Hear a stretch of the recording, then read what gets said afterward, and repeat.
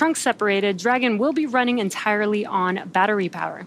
Then next up will be the deorbit burn. This will be the last time that we use the forward bulkhead thrusters located under the nose cone, and after that we will close and lock the nose cone in preparation for reentry. Now today, the deorbit burn will last roughly 7 minutes, and the deorbit burn is what will line Dragon up for reentry into Earth's atmosphere. Nitrox is used to cool the cabin and the spacesuits to keep the crew comfortable during reentry.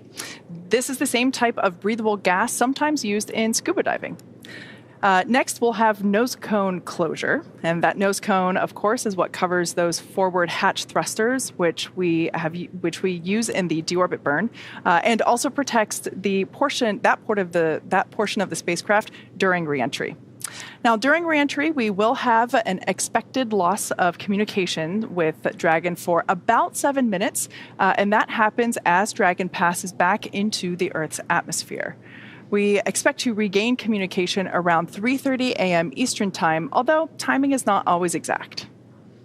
Now, after we regain communication with Dragon, about 2 minutes will pass before the drogue parachutes deploy. These are the two smaller parachutes that are designed to stabilize Dragon and slow it down before the release of the main parachutes.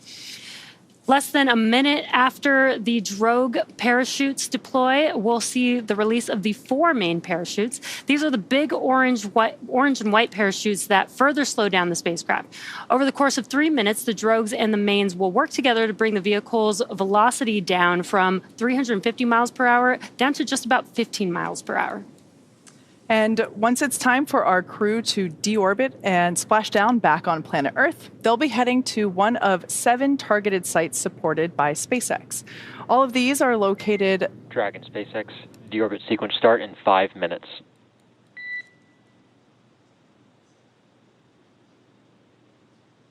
Copy that, SpaceX. We show the same. All right, so just a call out there from the core down here in SpaceX Mission Control. That is the view that you're looking at now.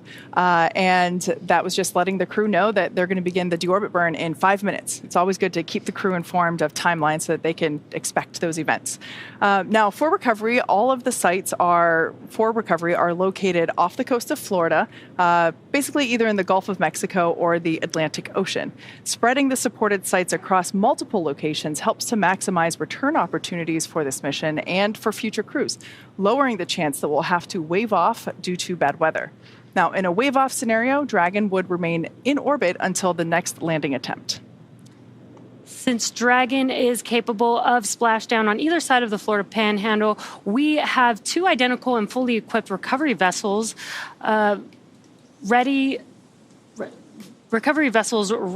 to support, one in the Gulf of Mexico and the other in the Atlantic Ocean.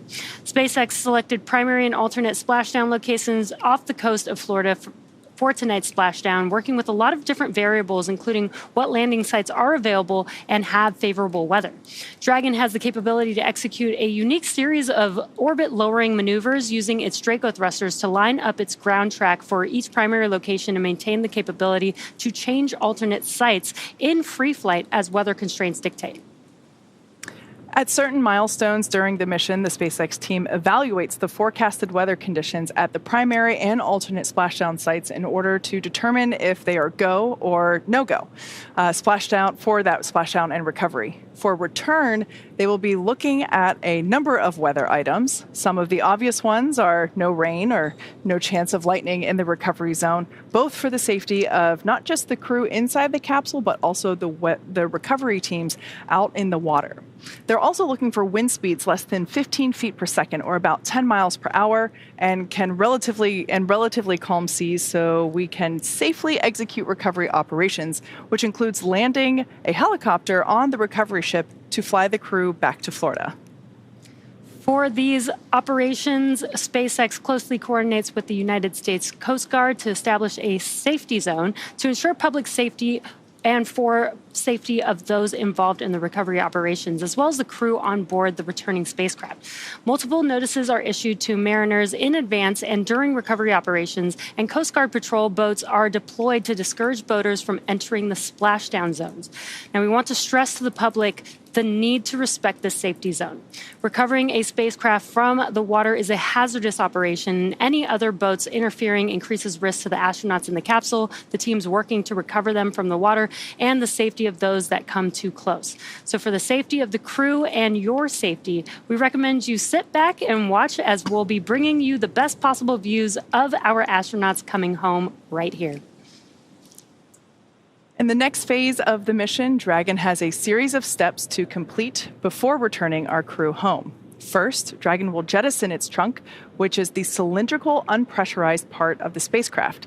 The trunk is currently connected to the aft or bottom section of the Dragon capsule, where the heat shield is located. So, in order to expose that heat shield and get the vehicle ready for atmospheric entry, we'll jettison the trunk. From there, the spacecraft will use its forward thrusters to perform a deorbit burn, which will put Dragon on a trajectory to return to Earth and our splashdown location at Dry Tortugas off the Florida Keys. This burn will last about 7 minutes once it starts. And to prepare for these upcoming events, Dragon SpaceX, we do have a TDRS handover around claw SEP and trunk SEP, so I'll make sure to formalize all calls after the TDRS handover. This is in about 5 minutes.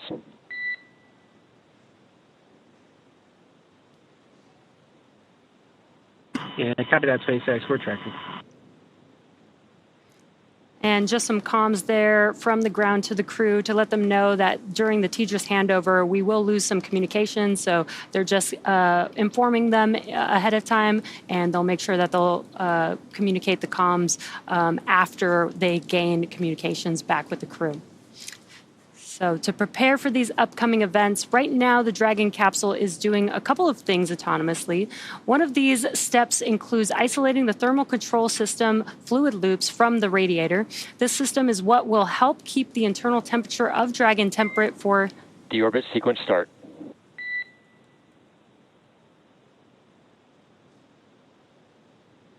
Copy that, SpaceX. We show the same. Great news, the deorbit sequence has begun.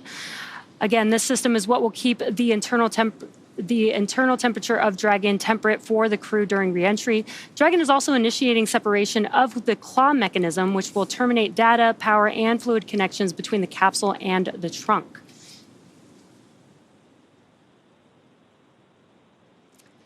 So that's a pretty exciting milestone. Basically, we have the trunk attached to Dragon for the duration of the mission. That provides power to the Dragon capsule and the crew. But once it's separated, now they're going to be ready to come back home, back down to Earth. Yeah, and all of these kind of, while they are choreographed and spaced out, they happen quite quickly. So I'm sure that the crew on board Dragon, you know, they've been in orbit for 5 days now. It's going to go by in a blink of an eye for them, most likely, and they'll be back here on planet Earth. Now, some information about Dragon for those who have not tuned into our Dragon missions previously. From the beginning, SpaceX designed the spacecraft for human spaceflight. While it can carry up to 7 passengers, right now it's only carrying 4. And it is the first private spacecraft to take humans to the International Space Station. In fact, this exact capsule that our Polaris Dawn crew is flying in first went to, or its first mission was the Crew 1 mission, and it went to the International Space Station. Oh, and look, our first views of the crew this morning inside Dragon Resilience. On your far left side of the screen is mission specialist Anna Menon. She is also the medical officer on board for this mission. To her left, or our right, is our pilot Scott Kidd Poteet. To the right of Kidd is Jared Isaacman. He's the commander of the Polaris Dawn mission. And on the far right side, at the other window seat, is other mission specialist Sarah Gillis. Both Anna and Sarah are our SpaceX co-workers, and it's been such a joy to watch them experience spaceflight through their eyes as SpaceX employees who, in their day job, have helped train other astronauts for their human spaceflight missions. And so it's just so incredible to see Sarah and Anna now having their own spaceflight. Yeah, I still can't believe it. You know, we got to see and talk to them this morning, and it was just so cool to see our SpaceXers on the other side floating in space. And I love the space hair. That was probably my favorite part. Oh, of course. So we are anticipating our Polaris Dawn crew to return and splash down about 12:36 a.m. Pacific time or 3:36 a.m. Eastern time. And they are splashing down off the coast of Florida. And we're very much looking forward to getting them home. I have ordered a copy of Anna's book, and I will definitely be asking her to sign it when she gets back. Oh, I definitely ordered one as well. Dragon SpaceX nominal trunk jettison. Copy that, SpaceX. We show the same and felt the same. All right, good news there.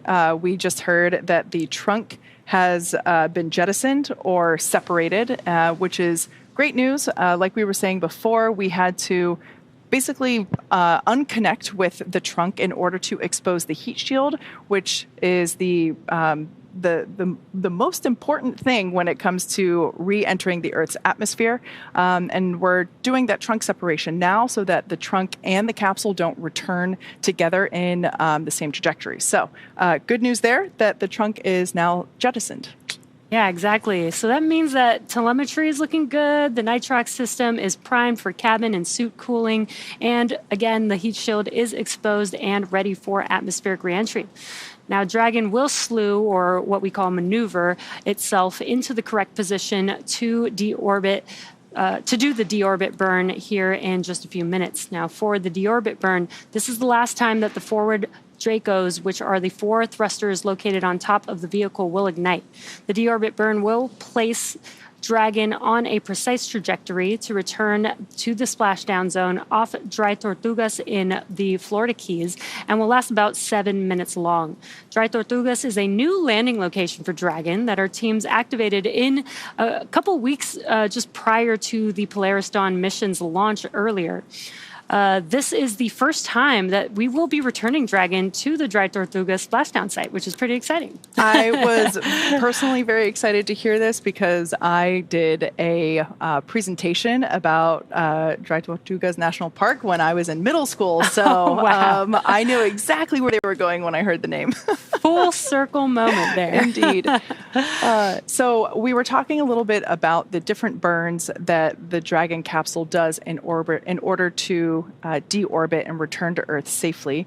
There are 16 Draco thrusters used to orient the spacecraft throughout the mission, including apogee and perigee maneuvers, as well as orbit adjustments and attitude control. For the deorbit burn, that only fires 4 of the Draco thrusters on the perimeter of the nose cone, basically located around the Skywalker that we saw in action during the EVA. And it was incredible to see that, but it's those 4 Draco thrusters that we saw there that are basically going to be doing all of the work for this deorbit burn.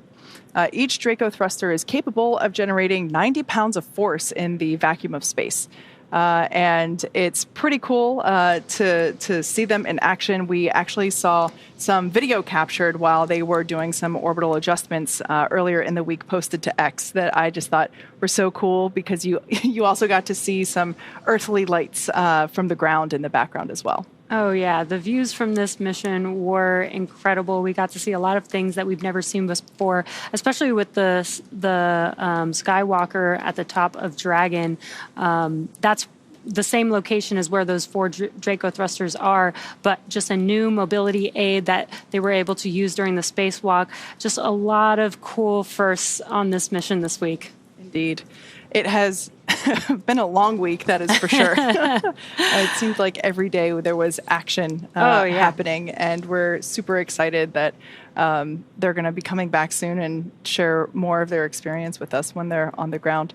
Once again, this view is looking inside of Dragon Resilience. It is making its making its way back to Earth. We can see some minor movements there with the straps and still floating around. Yeah, so they're making their way back to Earth again. They are going to be splashing down off the coast of Florida. We anticipate that splashdown around 3:36 a.m. Eastern Time. There are a couple of events that are still coming up. We're going to close the nose cone. That will help protect the forward hatch during re-entry. And it also means that we will not be using the forward bulkhead Draco thrusters any longer. Basically, this deorbit burn is the last time that those will be utilized. Yeah, and we are expecting that deorbit burn any minute now. And again, that's going to help put Dragon on the trajectory towards the splashdown zone.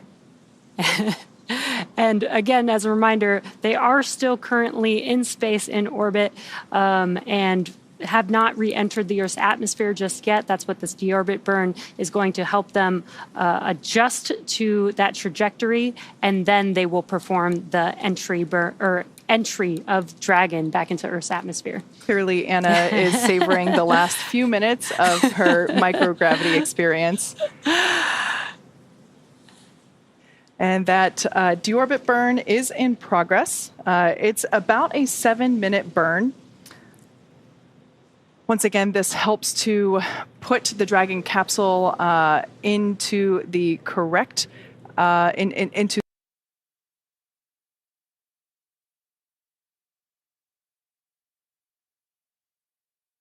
the correct trajectory for its landing.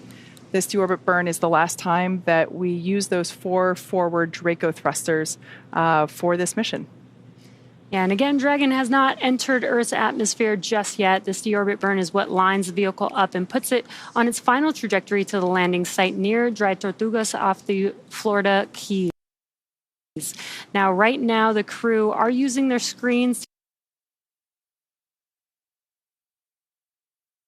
until the deorbit burn termination. That's because they want to monitor this because they are going to hear a lot of different sounds with the burns going on.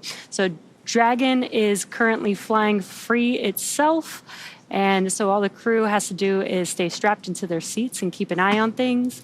And there you can see the screen and some cool new stickers there. Great, Scott. I love that.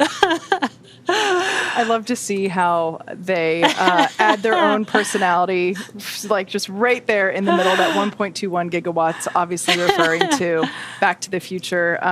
It is worth noting that that Jared has actually flown in this capsule in the commander's seat once before, as he was the commander of the Inspiration 4 mission. Just a quick note here, these are those Draco thrusters at the forward bulkhead, as well as the Skywalker mobility aid that we saw tested out during the extravehicular activity, or EVA. It seems almost sad and heartbreaking to not see, a person hanging out there. Those views were just so incredible that seeing an empty forward hatch just... We'll come back. Yeah. We'll come back. We'll do it again. But what an incredible spacewalk we had earlier this week, and just some cool views that we had there from the nose cone looking back down on Earth. And again, as we mentioned, the crew is using their displays just to monitor. Dragon is fully autonomous, so it's doing all these maneuvers on its own. And the crew's just, watching, monitoring, making sure they know when the burn is going and when it's going to conclude and how much time is left. And we do just have a few more minutes. Again, this deorbit burn, they're currently in the deorbit burn, and this burn should last just about 7 minutes, and we're about halfway through at this point.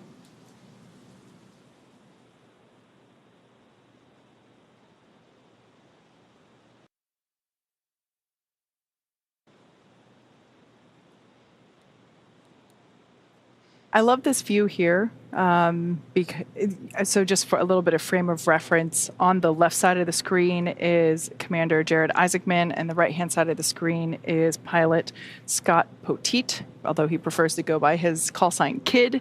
And I think that this is such a great view because it really gives you an idea of what they are looking at, in addition to the tablets that they have strapped onto their legs.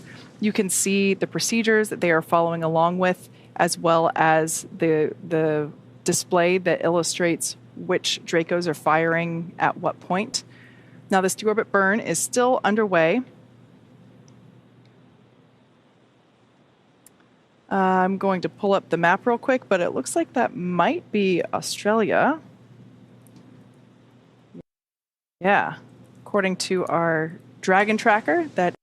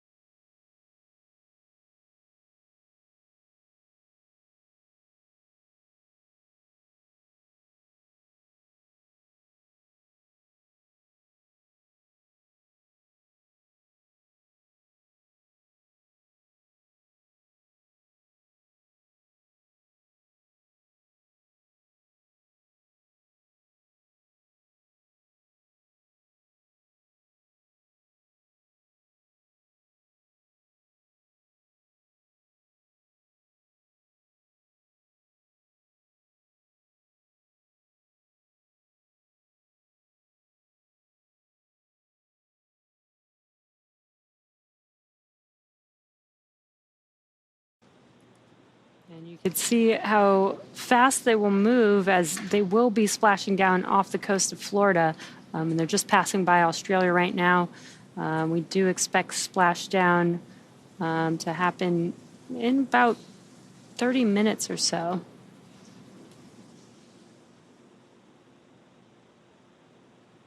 Now, that's a nice way to travel really fast. I would like to take one of these next time I go on an international flight. definitely. And just such great clear views. This is a nice treat for us to be able to see this. And we do have just about a minute remaining in this burn. Again, this will be the last burn for these Draco thrusters at the forward bulkhead.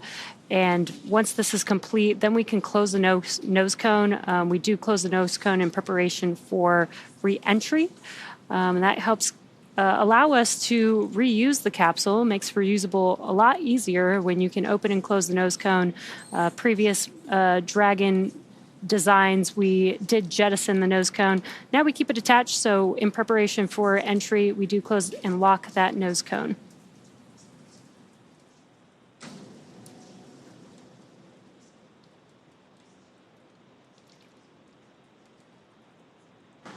For those that have just recently tuned in, we have successfully separated the trunk from the Dragon capsule. And these are just such amazing views. Dragon SpaceX, deorbit burn complete, performance nominal, nose cone closure initiated. We show the same and tracking. Confirmation there that we had a successful and nominal deorbit burn. So we're now going to see the nose cone begin its closing process. It takes a couple minutes for this to fully complete as I think we can see some shadows moving here, which means that we're about to lose this gorgeous view. This is an incredible view. And as we mentioned earlier, the vehicle is doing a slew, so it is maneuvering to orient that heat shield a little bit more towards the Earth. And that helps prepare us for reentry. Yeah. And we can see that nose cone coming into view now there in the top left corner. Once it is all the way down, there will be some hooks that lock in to make sure that it is locked up, as Jesse had said earlier. Once again, we will not be using the forward bulkhead Draco thrusters anymore.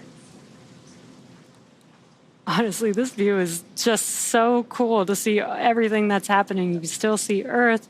You've got Dragon maneuvering. You've got the nose cone closing. And you get to see the Skywalker mobility aid all in one.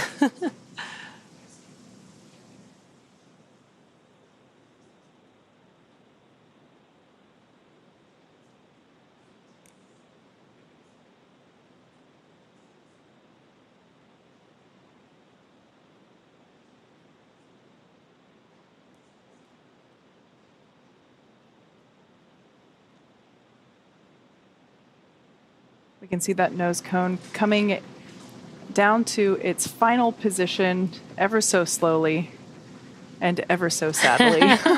Slow and steady. And again, we close the nose cone in preparation for re-entry of the vehicle. This helps keep the nose cone safe, intact with the vehicle. Again, we are going to close this and lock this, and this protects the top part of the vehicle as it re-enters the Earth's atmosphere. Now, we don't necessarily need it for Dragon, but we do want to protect that Skywalker during re-entry, which we don't typically have or haven't had before on Dragon missions. So this nose cone will actually keep that Skywalker mobility aid pretty safe as well. Indeed. Now, while all this has been going on, the vehicle has initiated the nitrox suit purge. This helps to keep our crew members cool and comfortable during re-entry, which once again, we expect that to occur here in a few minutes. In about a half hour, or a little bit less than a half hour.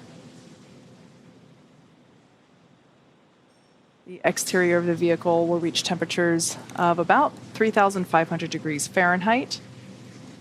And the crew members remain comfortable, really, even though the outside is quite extreme, thanks to the environmental systems inside the Dragon capsule and the thermal protection system on the exterior of the capsule.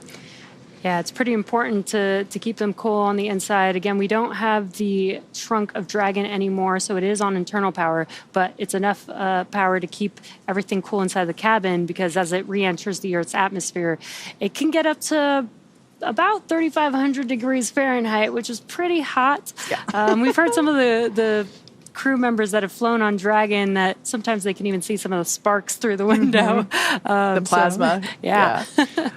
So all along for basically the last day, the Dragon capsule has been decreasing its altitude, beginning with the first two phasing burns that occurred on Friday. 100 kilometers in altitude will begin entry interface.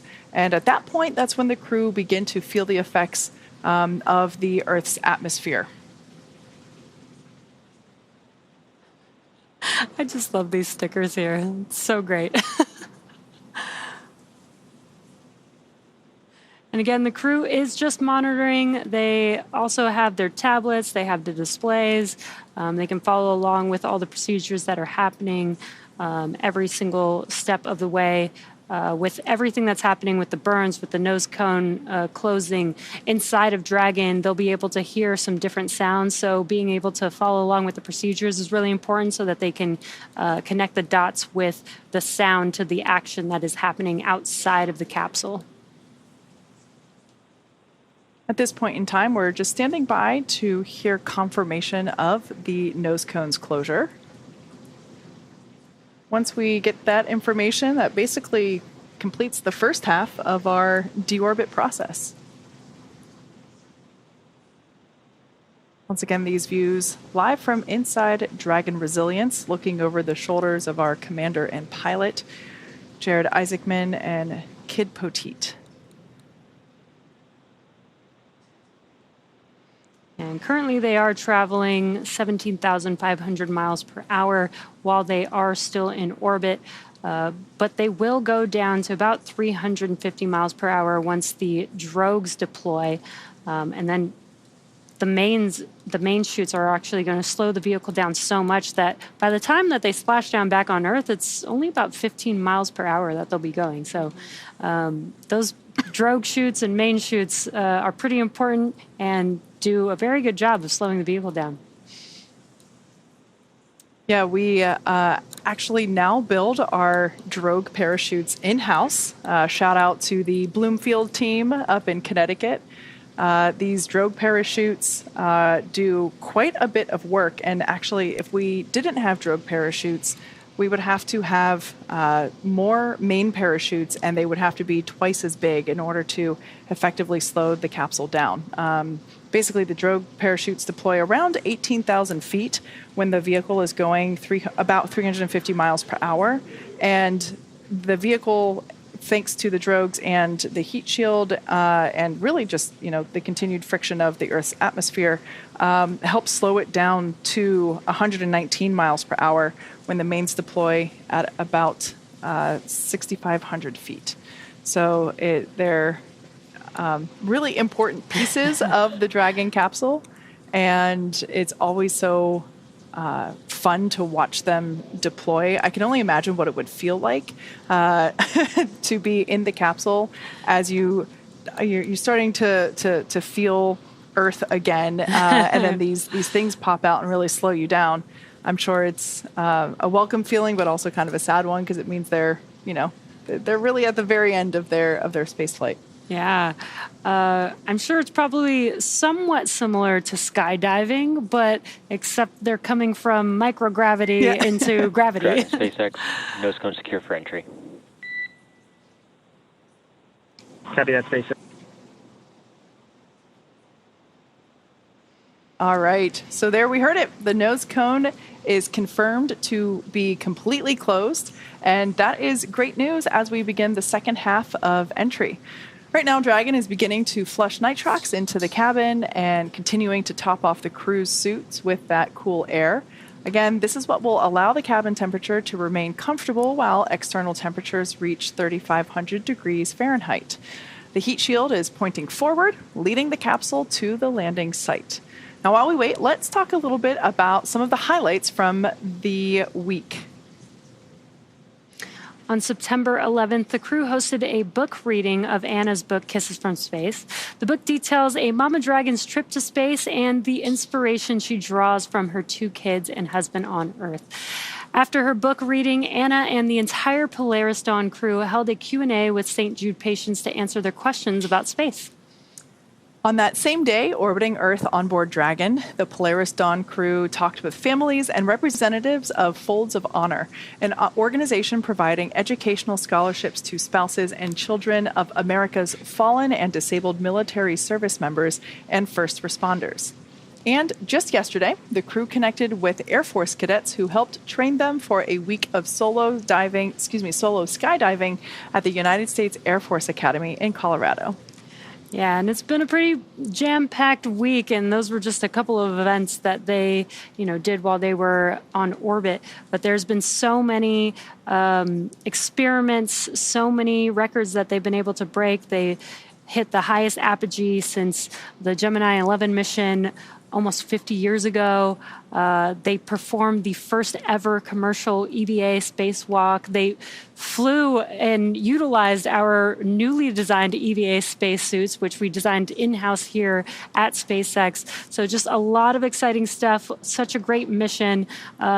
Pretty jam-packed to get all of that in just 5 days. Yeah. So I'm sure they're probably having a good time being able to relax right now as they come back down to Earth. Yeah, it has been an incredible week. And while in orbit, the Polaris Dawn crew hosted the first ever Space to Earth music moment. Fellow SpaceX engineer and musician Sarah Gillis performed on a custom violin the primary melody of Rey's theme from Star Wars The Force Awakens, which of course was composed by the legendary John Williams. Sarah was joined by youth musicians from around the world, all students in the International El Sistema program. Starlink satellites beamed Sarah's performance from Dragon down to Earth, and here's how it turned out.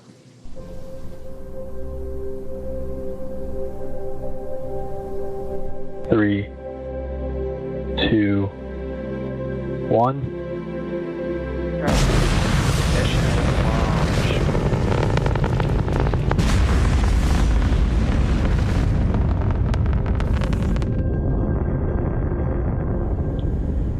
Welcome aboard the Dragon spacecraft. I'm Sarah Gillis, one of the Polaris Dawn crew members. As we travel around our beautiful planet Earth on this 5-day mission, we wanted to share this special music moment with you. Bringing together global talent, this performance symbolizes unity and hope, highlighting the resilience and potential of children everywhere. Here is Rey's theme by John Williams, brought to you from the stars.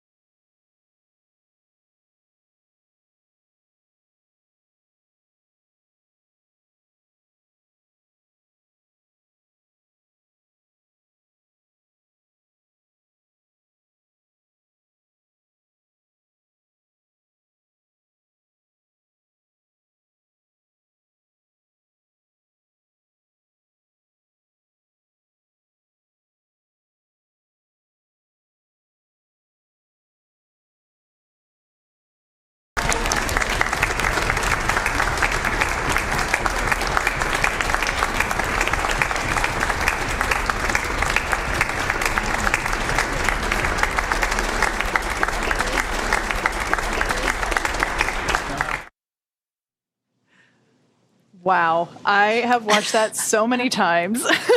Literally watched, listened. I have a background in music, so watching this and seeing, how music connects people all around the world, and the fact that is exactly what Sarah did with her violin, is connect multiple locations around the world, brought them all together. Orchestras. This Incredible. was an amazing symphony. Yeah. Seeing her do her thing in space is incredible. And the fact that she pulled on her existing music experience. Many of us here are musicians. It makes us better engineers. At least that's what I always thought about my music education. And it's just so cool to Sarah bring that to such a massive platform and in such a cool way. Yeah, so impressed. I was speechless when I first watched it, but I think I've watched it like 6 times by now. For sure. So right now, we don't have views inside the cabin at the moment, but the crew, they continue their deorbit journey. As of right now, we have already separated the trunk from the Dragon capsule, and that allows us, and they've undergone the deorbit burn as well. And separating that Dragon trunk allows us to expose the heat shield. And so let's talk a little bit about the heat shield in greater detail. Dragon's primary heat shield is composed of PICA 3.0, which stands for Phenolic Impregnated Carbon Ablator.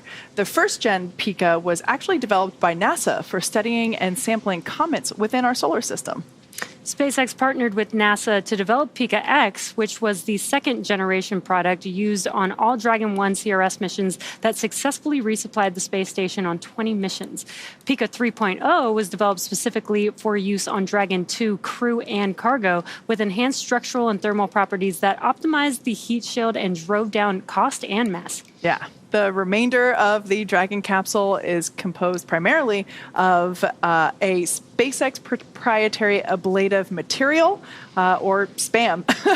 It's another class of thermal protection which is lighter weight than PICA and protects the underlying composite structure during reentry to ensure the structural capabilities are maintained. Yeah, while Dragon will experience temperatures well over 3,000 degrees Fahrenheit during peak re-entry conditions, the characteristics of the thermal protection systems, coupled with the environmental cooling and life support system in the pressurized interior, will ensure that the crew will stay cool and comfortable during all phases of re-entry through splashdown, because it does get very hot on the outside. Now, we caught up with the Inspiration 4 crew on what they were thinking and feeling about this during their mission. Coming back home is dynamic.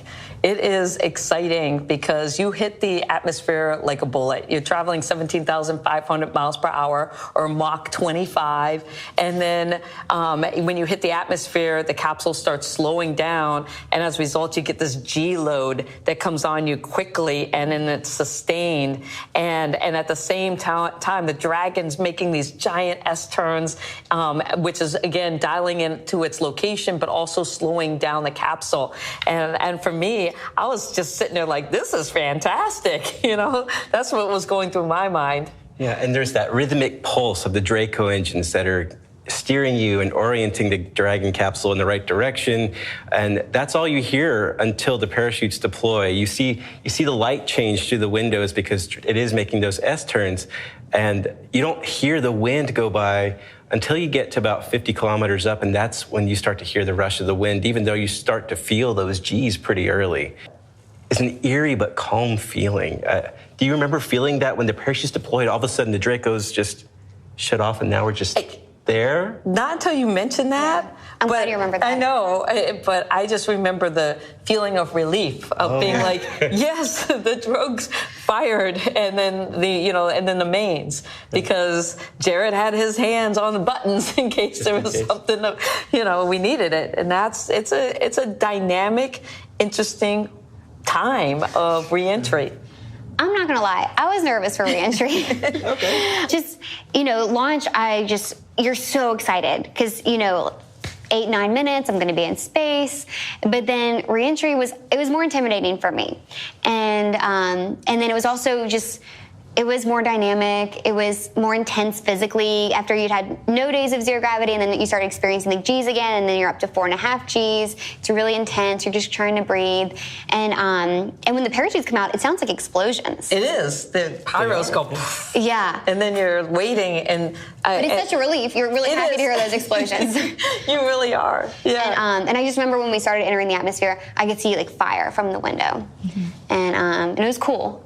But whenever we hit the water, it was just intense relief. I think one of my favorite moments, though, is right before, we're all strapped in and we're working our way to our descent. And then that's when Jared was like, well, I want to give you guys something to look forward to. So let me tell you about our splashdown party once we get back. Because he kept it a secret. He kept it a secret. And then I kept thinking, you're telling us now as we're going into the most dynamic part of flight? But that's Jared. He's like, let's calm down. It's all good. And let's share some exciting news to look forward to. Mm-hmm. Some awesome words there from the Inspiration 4 crew. I should say the Inspiration 4 crew that isn't currently on board the Polaris Dawn capsule. So Jared also commanded the Inspiration 4 crew as well as our current Polaris Dawn mission. And in fact, this capsule is the same one that the Inspiration 4 crew flew in as well. So we heard it from the experts. Re-entry is interesting. Yeah, it was really cool to hear, their different, each one had a different insight.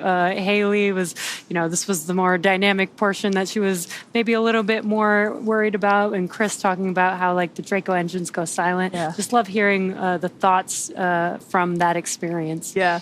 Now, very similar to the Inspiration 4 crew, the Polaris Dawn crew did a ton of research while they were on orbit. So many science and research performed, about 36 research studies and experiments from 31 partner institutions designed to advance both human health here on Earth during, as well as in space during long-duration spaceflight.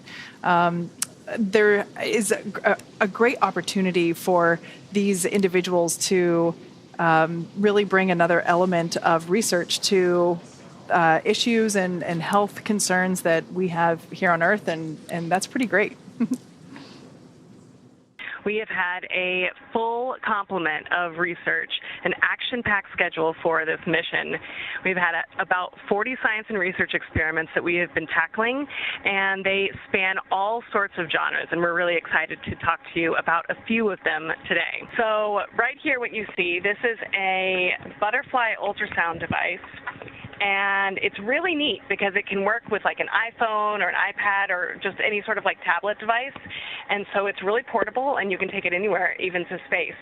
So we've been using it for a whole bunch of different experiments, measuring our different veins. We've been measuring our bladder. We've been measuring our kidneys and liver and a lot of different pieces of the body. So it's been really interesting, and we're excited to see what we learn from all the data. This was created by the U.S. Air Force Academy, which is near and dear to my heart. I was assigned there many moons ago as one of the commanders of the cadets. And what these cadets have created is a casing that holds different plants, and we've been imaging these plants on a daily basis to see what the impact of zero gravity is on this plant. One of the big concerns is the fluid shift up here at zero gravity. We can really feel the effect as soon as we were on orbit, and you can kind of see it in our faces. So one of the concerns with long-duration space flight is to be able to triage in case of an emergency. And one of the first basic steps is airway assessment. So we volunteered to do some imaging of our airway. We did this experiment before flight, during flight, and then we'll do it post-flight. And what this requires is us to numb up the nasal passage and then insert this endoscopic camera all the way through the nasal passage and back of the throat to take these different images. And then post-flight, we'll be able to assess what happened to the airway passage as that fluid shifts. This is a Tempest Pro, also called our ambulance in a box. So, if you believe in SpaceX's vision of making life multiplanetary, that we're going to have thousands of starships in space someday, tens of thousands of people, we're on Mars, and we're exploring our solar system, it's pretty cool. But those are some pretty long journeys, and hospitals aren't very close by. So we have to be able to bring diagnostic tools into space with us, and then be able to beam that information back home to the flight surgeons. So just yesterday, we hooked up all sorts of cables to this, so blood pressure, SpO2, respiration, EKG leads, and basically we're able to capture a number of vital signs and test it out. And then today, we actually did a full-blown medical simulation of what could be a very likely medical situation that could develop after an EVA, and then was able to beam a lot of this information home via Starlink to the flight surgeons in mission control. So I really am excited about it because it's this kind of technology that's going to be needed, to kind of further humankind's ambitions to explore among the stars. We've been collecting data kind of every day, looking at the changes in our vision over time in space. We also have an experiment from CU Boulder that we did shortly after arriving on orbit, where you actually put a contact lens into your eye to monitor the pressure change over time. And there's a picture of Jared. He has the contact lens in his eye that's sending pressure data over 12, 24 hours to a sensor. But he really looked like a rogue space pirate with his eye patch kind of covering it, so he didn't have to have some vision changes from that lens. But it was quite a look up here for the space pirate. So cool to see them talk about their different science experiments. And if you notice, they were like letting go of some of the stuff that they were holding. It's just floating there. Chaos. But in addition to their science experiments and research experiments that they did on September 12th, while traveling in a 184 by 732 kilometer orbit around the Earth, the crew performed the first ever commercial spacewalk. Extravehicular activities, or EVAs, are activities performed by spacesuited astronauts outside of their spacecraft in orbit of the Earth. They are generally performed for service, maintenance, repair, or replacement of space equipment. Yeah, it was so incredible to see this live and see them going through and testing, going through their test matrix for the suits. Now, an extravehicular activity usually begins with depressurization of the airlock or space module, and then ends with repressurization of that space module or airlock after crew member ingress. But because Crew Dragon doesn't have an airlock, the entire cabin was actually depressurized, and all 4 astronauts on board participated in the spacewalk. It was Sarah. SpaceX Dragon. Our tablets are secure, restraints are tightened, and our visors are down. SpaceX copies for crew entry prep. All right, good news there. That was Jared letting us know that their tablets are secured and the visors are down, which then creates that complete system for the spacesuit for them to basically be ready for the more dynamic parts of the reentry phase, which is coming up soon. We are about 7 minutes away from the anticipated loss of signal. But getting back to the incredible spacewalk that Sarah and Jared and Kid and Anna performed, it was actually Sarah and Jared that took turns actually exiting the spacecraft while Kid and Anna supported from the inside. Overall, the spacewalk lasted 1 hour and 46 minutes from the time that the cabin air was vented to when it was repressurized once again. So it was incredible, and the first commercial spacewalk is certainly a moment to remember. Now, some Dragon facts in terms of the Dragon capsule overall. Like I said earlier, it's designed from the beginning to enable human spaceflight, even though we started just with cargo spaceflight. It can carry up to 7 passengers, but for today, we've got 4 crew members on board. And it is the first private spacecraft to take humans to the International Space Station. It's also the first private spacecraft to take an all-civilian crew to orbit. And that was this exact Dragon capsule, Dragon Resilience, that, of course, was the inspiration for mission. This Dragon mission, this Polaris Dawn Dragon mission flew further than any Dragon to date and reached the highest Earth orbit ever flown with an apogee of 1,408.1 kilometers. Dragon has performed 47 total launches, including Polaris Dawn, 14 crew missions, including Polaris, 5 of those being private astronaut missions, and 9 being NASA missions. We've had 42 visits to the International Space Station, 25 missions utilizing a reflown or a refurbished Dragon capsule, including Polaris Dawn. And like we mentioned earlier, this is the exact same Dragon flown on the Inspiration 4 mission. Dragon SpaceX. 5 minutes until predicted comm blackout. See you on the other side. Copy that, SpaceX. We're tracking the same. Talk to you soon.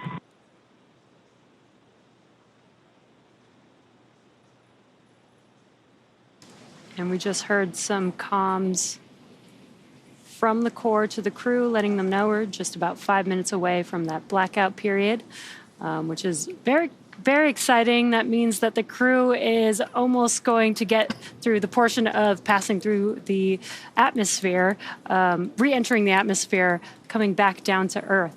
And ironically, today is actually the 3-year anniversary. 3 years ago today, on September 15th, 2021, the Inspiration 4 mission actually launched.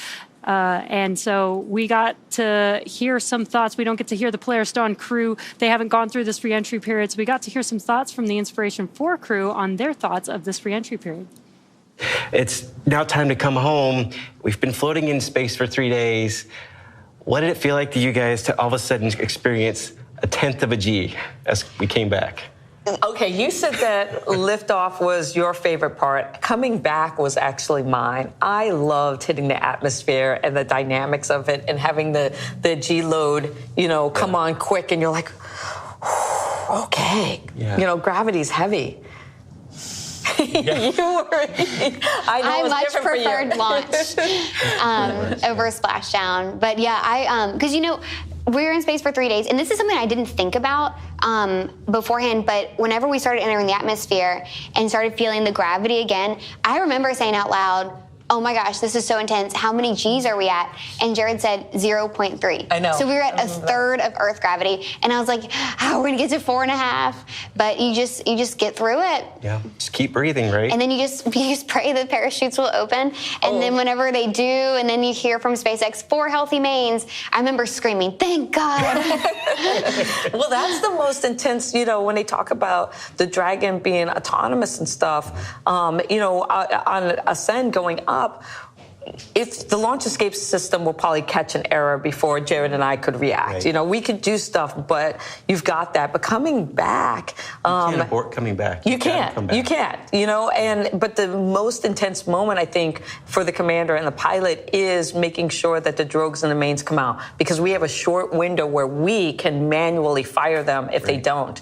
And I just remember, we're counting down, and then I'm like, green, yellow, and if I'd gotten to red, then that wouldn't have been good. But every time green happened, the pyros went, and Jared and I were just like, there's the drogues. And we could see it on our monitor. I don't know if you could, but we're like, oh, yes, drogues. And then we go through. I had to rip off my iPad to hand it to you so you could take a picture. Once we got off, because once we got off the 4 healthy mains, Jared was like, that's the best thing I've ever seen.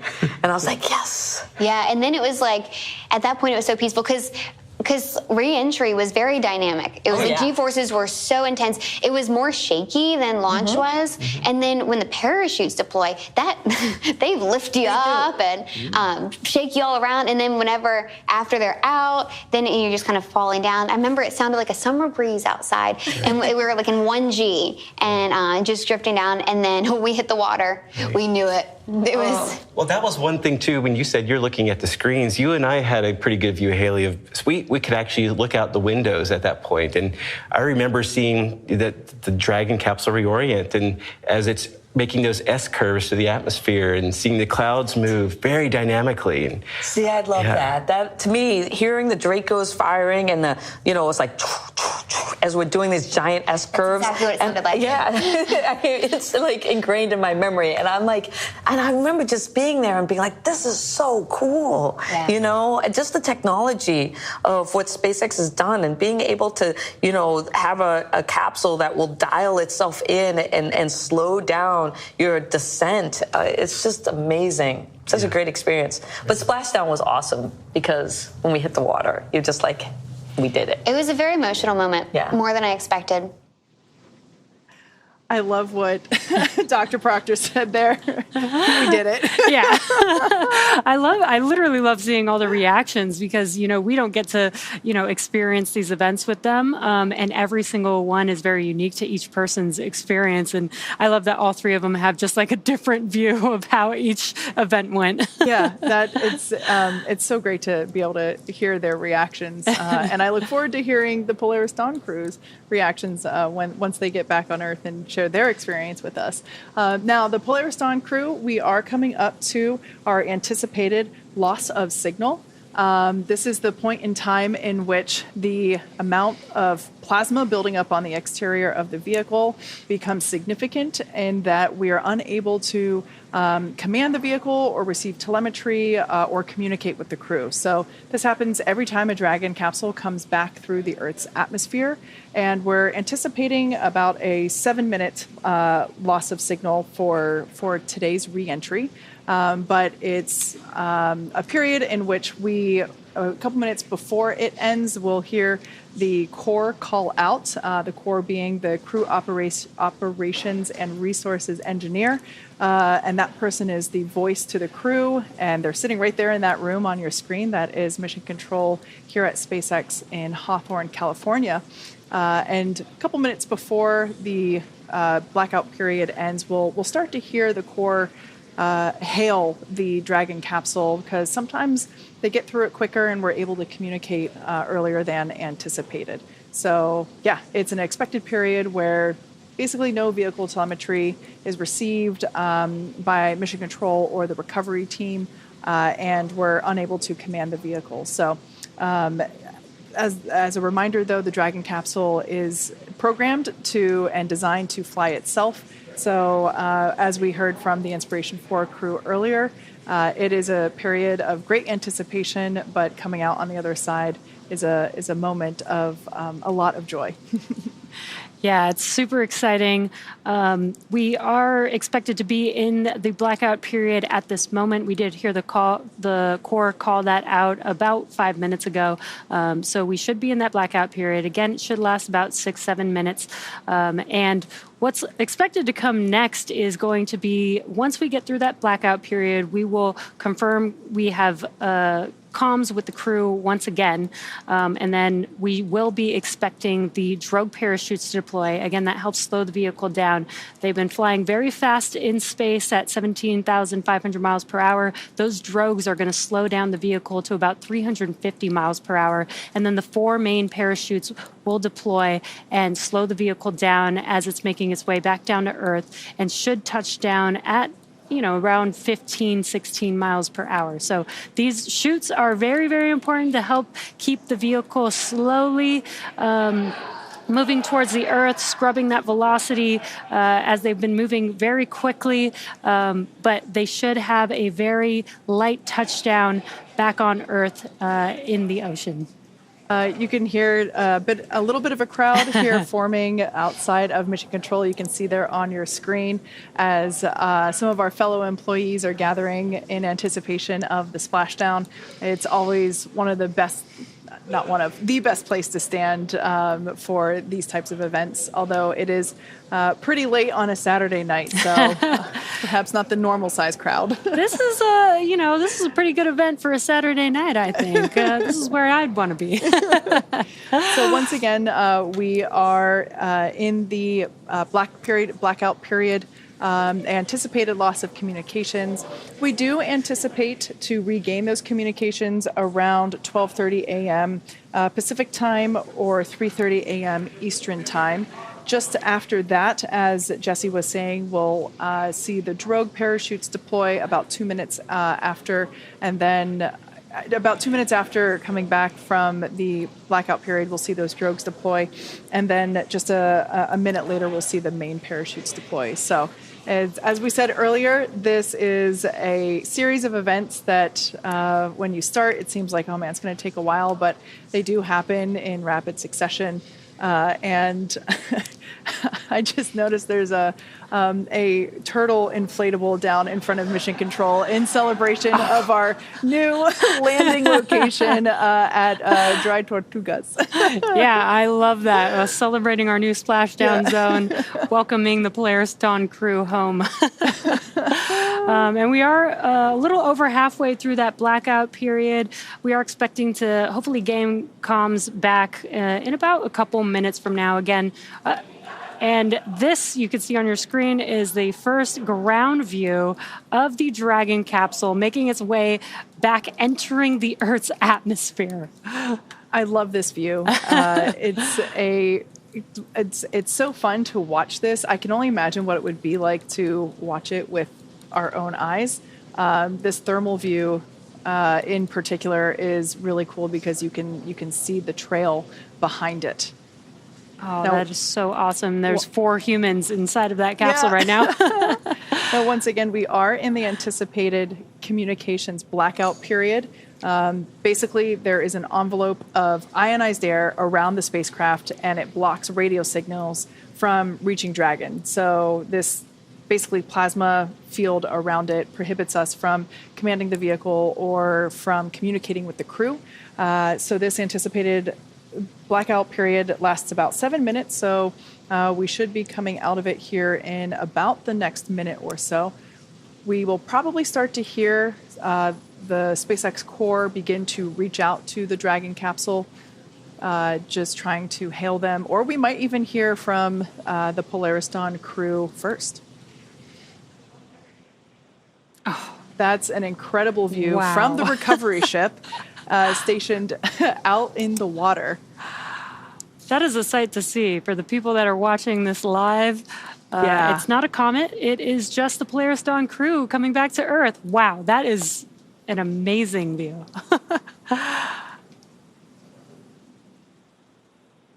Once again, we expect this blackout period to end in about a minute. Another view of the Dragon SpaceX comm check.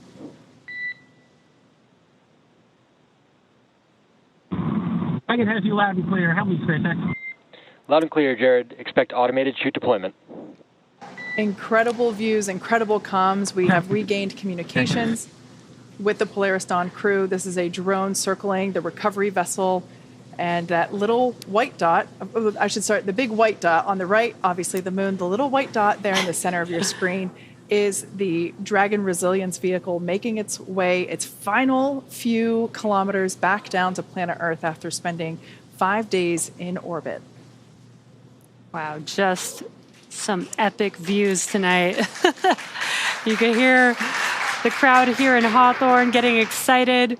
We've confirmed that we have comms with the crew. Dragon SpaceX, GPS converged. Expect nominal altitude for drogue chute deploy. Copy that, SpaceX. We show the same and tracking. And the crew is still traveling very quickly right now as they're coming back through the Earth's atmosphere. But as you heard, the drogue chutes should be deploying here shortly, and that's going to slow them down significantly. Yeah, we expect those to deploy in about 90 seconds. And as we heard in those comms, it's triggered by GPS. So the Dragon capsule, using that GPS, will automatically know exactly when to deploy it, and that happens around 40 kilometers.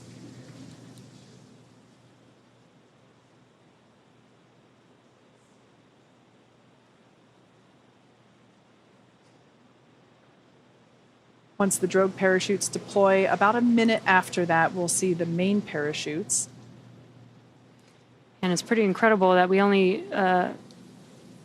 We can see seat rotation now underway. This helps put the crew in a more ergonomic position in anticipation of splashdown. Brace for drogue window. Copy, we're bracing. Should see those chutes deploy here shortly. And you can see the crew bracing. As instructed. For the change in velocity.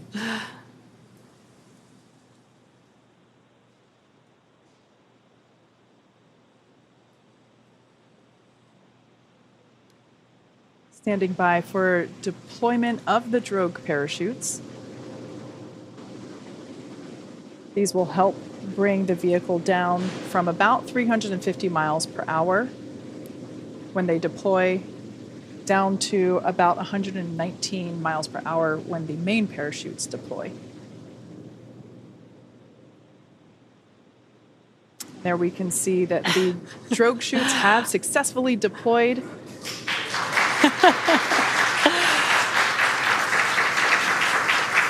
It's a great thermal image.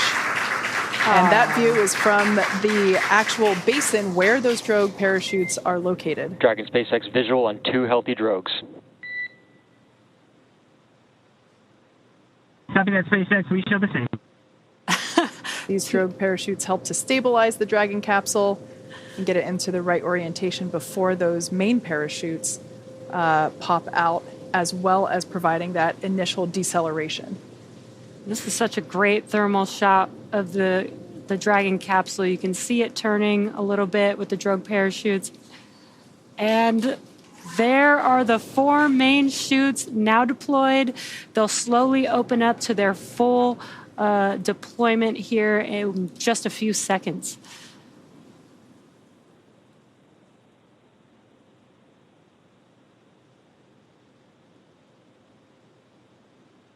Incredible views of the Polaris Dawn crew returning to Earth after 5 days in Earth's orbit. The crowd here at Mission Control in Hawthorne cheering. Dragon SpaceX visual on 4 names and descent rate nominal. It's a beautiful sight to see. Copy that, SpaceX. We show the same. 1,000. Copy 1,000. Beautiful sight to see those 4 healthy main parachutes. So great. Now, in about 2 minutes, we expect our splashdown to occur.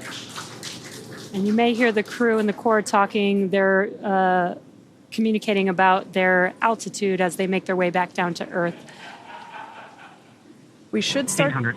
Yeah, there it is. So we should start to hear Copy 8. Are hearing our commander, Jared Isaacman, call out the altitude as they descend to the ocean's surface. We can see the Polaris Dawn crew nestled in their seats there on the left-hand side of your screen as they anticipate their 600. splashdown. Copy 6. And you can see the difference in velocity. This is a lot gentler than just a few minutes ago. Dragon is coming back down to Earth. Absolutely. These main parachutes deploy at about 119 miles per hour and help slow the Dragon capsule down to about 15 miles per hour when it makes contact with the ocean. You can also see that the capsule is now 400.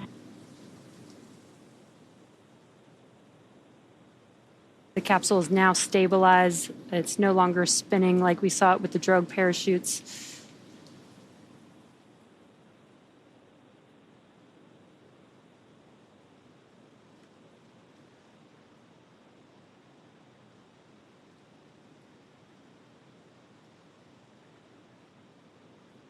$200. We're bracing. Copy 200 embraced. Bracing for splashdown. That will be the final call we hear from Jared until contact with the ocean surface.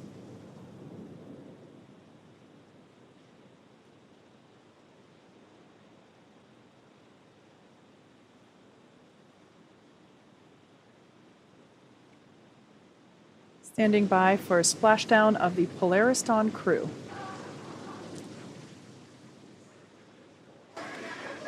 And there you can see. SpaceX copies, we see splash. As you can see on your screen, and by the cheers behind us, the Polaris Dawn crew has successfully splashed down. Welcome back to planet Earth, Polaris Dawn. SpaceX recovery team now moving into place to begin the process of strapping the Dragon capsule up with the necessary rigging in order to lift it onto the recovery vessel.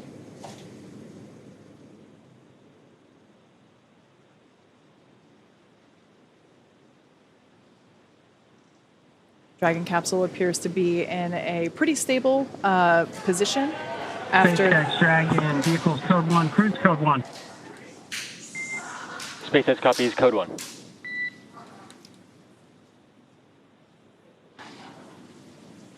Now, the recovery teams have been ready and waiting about 3 nautical miles away.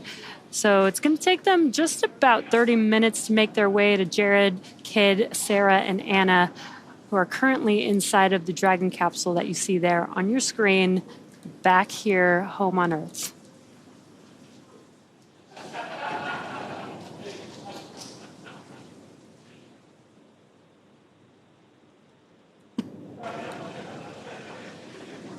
That call out that we heard earlier, confirmation of what I had said a little bit prior to in terms of that stable configuration.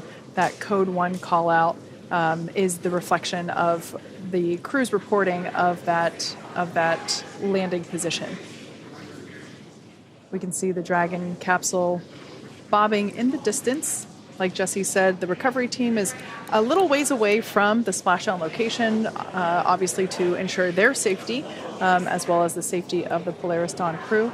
So it takes a little while for the large recovery vessel to make its way over to the Dragon capsule, but there are a couple of fast boats that we will likely see come into screen sooner than later, and those fast boats carry... SpaceX Dragon, we're stable 1. Those fast boats carry... Copy, stable 1. Those fast boats carry the recovery team members that will scoop up the parachutes from the water, excuse me, as well as perform the initial safety checks to make sure that there are no hypergolic fuel vapors or any basically potentially harmful vapors remaining around the Dragon capsule following the deorbit sequence. So we'll see a crew with some personal protective equipment wearing that personal protective equipment around the capsule, performing those safety checks before allowing anyone to get too close to the capsule. Yeah, and I love that we have those fast boats. You know, instead of waiting for the recovery vessel to make it with crew members on board there, we have the fast boats to get there while the recovery vessel is making its way towards the capsule, and we can do all that work in advance. And they are very fast, as you can see. SpaceX, on behalf of the entire team of SpaceX, welcome home. We have pulled go for recovery personnel to approach. Expect personnel alongside in approximately 1 minute. Copy that, SpaceX. And Polaris Dawn, we are mission complete. Thanks for all the big help pulling this mission together.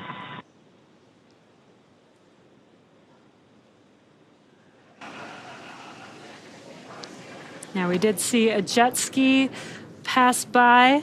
That jet ski has a couple recovery folks on board. They've got the go to do those gas and hazardous checks to make sure that Dragon is safe for the recovery vessel to approach. Yeah, and this view here is actually from a drone hovering near the Dragon capsule, so it gives you a little bit better perspective of how close the fast boats are. Like I mentioned before, some of them are scouring the water looking for the parachutes that were released after Dragon splashed down. We'll try to retrieve those.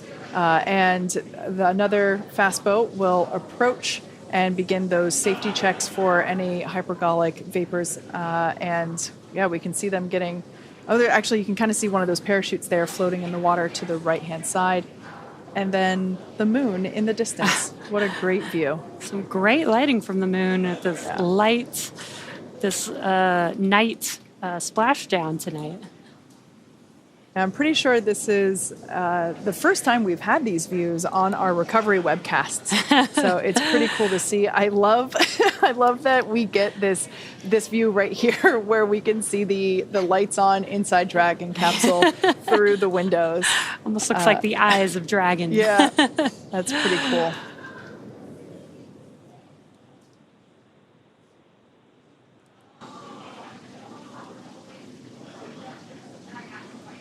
So the fast boat that is closest to the Dragon capsule, that is the crew that will begin. Yeah, you can see with the stick there, that is basically a hypergolic detection device.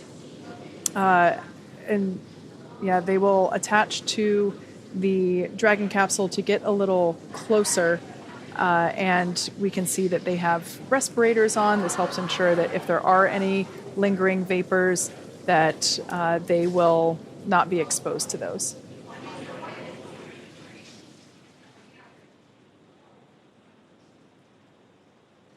Now, the recovery team, just like the Polaris Dawn crew, they perform quite a bit of training in order to be able to perform these activities safely. In fact, for those of you that have never watched our recovery shows before, but there will actually be someone that jumps into the water and begins climbing on Dragon capsule in order to secure the straps that are necessary to lift the Dragon capsule out of the water. Oh, there's a cool shot there because you can actually see the basin where the main parachutes were located. That's where here's a thermal view now. But yeah, that lower, larger basin is where the main parachutes were located.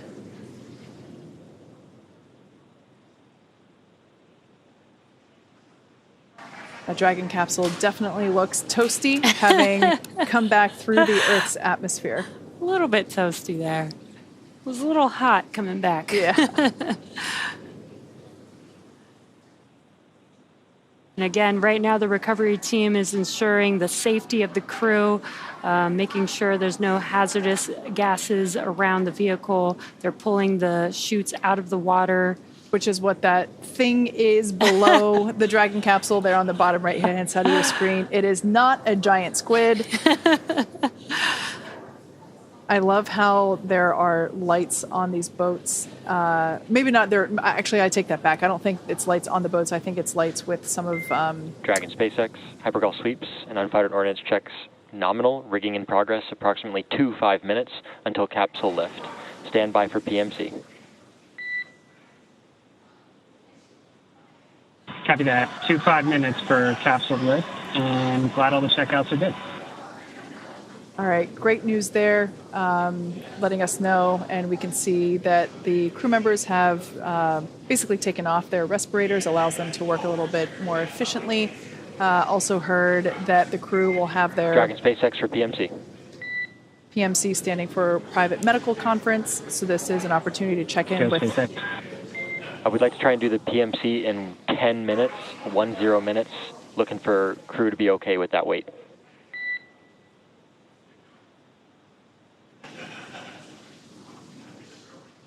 Crew's good. We'll call you if we need to pull it in, but right now 10 minutes seems good. Copy.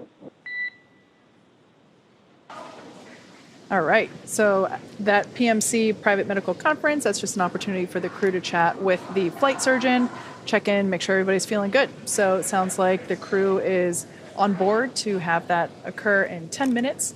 Meanwhile, the recovery teams here on your screen scurrying. Oh, there, our first view of the individual on top of the capsule. I have said this in many Splashdown webcasts before. Not enough money in the world to convince me to do that job. I have so much admiration and respect for the people that can. Just doing that in dark water would be terrifying to me. And I love how efficient and well-trained all of these individuals are. We can see it in action here. They function as a really strong unit altogether. These waters are pretty calm, but you can see the capsule and the boats kind of moving around. And it's not like they're on land. Yeah.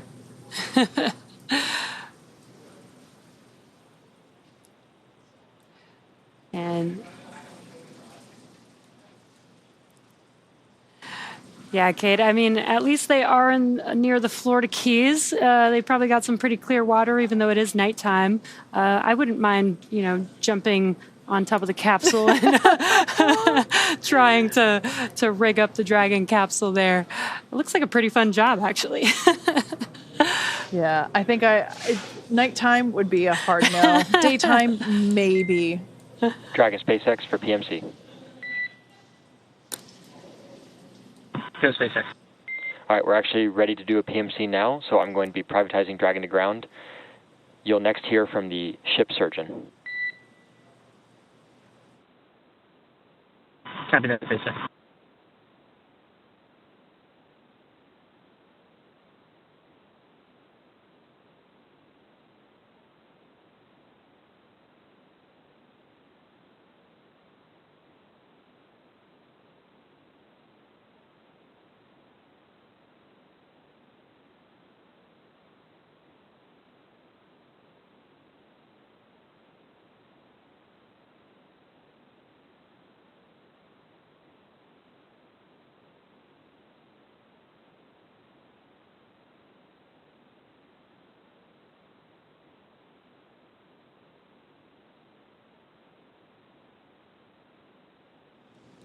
So cool to see this happening live with the various recovery team members working to install the straps and the rigging that is necessary in order to safely lift the Dragon capsule out of the water.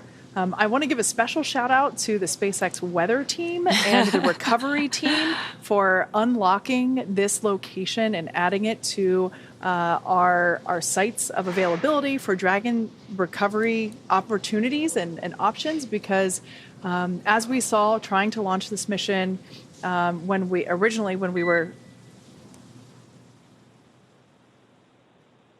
just kidding. Fake Quindar. When we were trying to launch this, weather was really problematic, and it wasn't just the weather at the launch site, which is what most people think of. Dragon ground is no longer privatized. Copy that, SpaceX. Yeah, the weather at the launch site is what most people think of, but when we have a shorter duration, basically free flyer type mission like this, where the Dragon capsule is only in orbit for a few days, not only do we have to look at the immediate weather around the launch site and the weather during the ascent abort phases like we always do, but at the time of launch, we also have to be really confident that there will be good weather in at least a couple of landing locations available to us at the time of launch. And that wasn't an option for any of our existing sites. And the recovery team and the weather team worked really hard to identify this new location, and just look how calm the waters are. Wow. It was perfect for this splashdown today. And yeah, Kate, like for the last few weeks, weather, in Florida is, that time of year. It's the hurricane season, so it's a little bit tough. And like you said, 5 days trying to make sure that weather is good from start to finish is really, really difficult with that type of weather there in Florida. Where typically, other missions we've gone to the International Space Station where we can kind of wait out weather if we need to. For a mission like the Free Flyer, like you said, that's a little bit harder. Yeah. We don't have as much cargo space to keep food and supplies much longer than the planned duration of the mission. Obviously, there's some extra in there in case they did need to stay out in space, but we got some excellent weather for this. And a big shout out to Starlink. We've got this view here brought to you by Starlink, and we're now seeing the recovery vessel getting closer and closer to the Dragon capsule. This is where the Dragon capsule is going to be lifted out of the water onto this recovery vessel. A great shot of the helicopter pad there on top. That's pretty cool. So a helicopter is going to come once the crew is on board, once the capsule is on board, the crew's on board, and has exited the Dragon capsule. A helicopter is going to come land on the recovery vessel and actually fly the crew back to land. That's a lot faster path than waiting on the recovery vessel to get back to land. And that's important to make sure that the crew is safe, healthy, and they can get into, hopefully get some sleep maybe. Yeah, I did make a note that the crew, while they are on orbit, everything is scheduled, including their sleep periods. And they actually had their wake-up call at 6:25 p.m. Pacific time, or 9:25 p.m. Eastern time. So it's right now almost 1 a.m. Pacific time. So yeah, they've been awake for a while, and they had quite quite a day, honestly. And I'm sure that they are most excited to see their families again, and also probably pretty excited to get a good night's sleep. In a bed. Yeah. Instead of floating around. Yeah. Now, if you've recently joined us, unfortunately, you missed quite a bit of action already, but we still have a bit to go. So far, we, as you can see, have had a successful splashdown of the Dragon capsule carrying the Polaris Dawn crew. They splashed down about 12:36 a.m. Pacific time. Unfortunately, I was too excited and I didn't catch the exact splashdown time, but I think it was right around then. And that is now the recovery of the capsule is now underway. This view is of the recovery team in one of those fast boats. We can see some of the recovery crew members working to place the straps and the rigging around the capsule that will be used, excuse me, to lift the Dragon capsule out of the water and onto the recovery vessel. And from there, the crew members the recovery team members will open up the side hatch. And that will be the first breath of fresh air that this crew has had since they lifted off. 5 days ago. Man, this week has been such a blur. I guess that was Monday night, I think. A Monday night for us, yes. Yeah, okay, thank you. So yeah, it's been quite a few days. And once that hatch is open, we will then bring each crew member out one at a time. They will then head up to the medical deck and have an in-person checkout with the flight surgeon, the flight surgeon that is on the ship, so the ship surgeon. And yeah, from there, they'll get on that helicopter that you mentioned. Yeah, and the flight surgeon will be the first to greet the crew once that hatch is open. And they'll help the recovery team and crew will help them exit the Dragon capsule if they need to. And we actually, again, 3 years ago today, the Inspiration 4 crew lifted off and did their 3-day mission in space. So we'll get to hear some of their thoughts on what that was like exiting the capsule for the first time coming back down to Earth. It was a really kind of a bittersweet time. Like, we knew we had just completed all these different milestones. We had done all that research. And I know Polaris Dawn, they have so much more research they're going to get through. But we had just got down into the water, and now we're just sitting there waiting and waiting to come out and then go on to the next thing, right? And how do we take this story? How do we take this experience and share it with everybody that's been experiencing it with us, which they were. They were watching us the entire time, which I think was amazing. We had so many people donate to St. Jude during our flight. That was one of the most incredible things to learn about. Yeah, later that night after splashdown, when we found out we surpassed our $200 million fundraising goal, I remember I just couldn't stop crying. I was just so happy. And I love the fact that, our families heard the sonic boom of us coming home. It's like we announced, here we come. I'm glad they knew that was a good thing. Yeah, that's right.